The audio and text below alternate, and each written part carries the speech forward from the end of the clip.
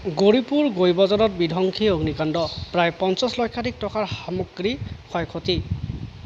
নিশা গৌৰীপুৰ গৈবজাৰৰ বিধ্বংসী অগ্নিকাণ্ড সংঘটিত হয়। নিমিষতে ভস্মীভূত হয় 7টা পৰিয়ালৰ বাসগৃহ।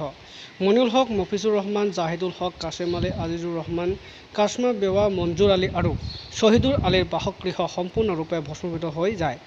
ঘৰৰ ভিতৰত থকা ধান, চাউল, সোণৰ অলংকাৰ, ঘৰত যাৱতীয় বস্তু আৰু নগদ ধনকে ধৰি প্ৰায় 50 লক্ষাধিক টকাৰ সামগ্ৰী জুইত ভস্মীভূত হোৱাৰ অভিযোগ। স্থানীয় ৰাইজৰ তৎপৰতাত আৰু অগ্নি নিৰ্বাপক বাহিনীৰ সহযোগত জুই নুমাবলৈ সক্ষম হয়।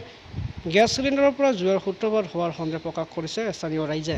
ঘটনাস্থলীত গৌৰীপুৰ আৰক্ষী উপস্থিত হৈ পৰিৱেশ নিয়ন্ত্ৰণ কৰাৰ লগতে তদন্ত অব্যাহত ৰাখিছে বুলি জানিব পৰা গৈছে।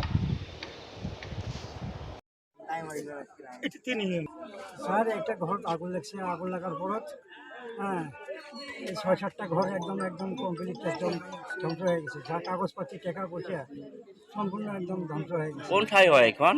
হ্যাঁ কোন ঠাই? এই মধুসুলমারি পাটওয়ান। হ্যাঁ, সরকারের কাছে আমি কিছু অনুরোধ করি, এই ঘরগুলোর টাকা পয়সা হাবি যদি যা কিছু আছে শোনাবো না, সম্পূর্ণ ধ্বংস হয়ে গেছে, কিছু পাইনি আমরা। কেইটা ফ্যামিলি আছিল ইয়াত? ফ্যামিলি 8-9টা ফ্যামিলি, 7টা ফ্যামিলি আছে। জুই কেনেকৈ লাগিছে?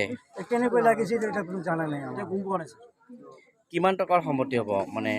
প্রায় 50-60 লাখ টাকার হবো আর কি। কাগজপাতি হাবি যাবি কিছু পাওয়া নেই, সম্পূর্ণ সব ধ্বংস হয়ে গেছে। সরকারের কাছে দেখে আমরা আপত্তি মুখ কিছু একটা না দিলে আমার গরিব দুঃখী মানুষ দিন করি দিন খাম। হ্যাঁ, মুখ একটা কিছু না দিলে মুখ কেমন করে এই ঘর বাড়ি ঠিক করি। মুখ এটা খুব অনুরোধ সরকারের কাছে, খুব একটা কিছু দিবার লাগে।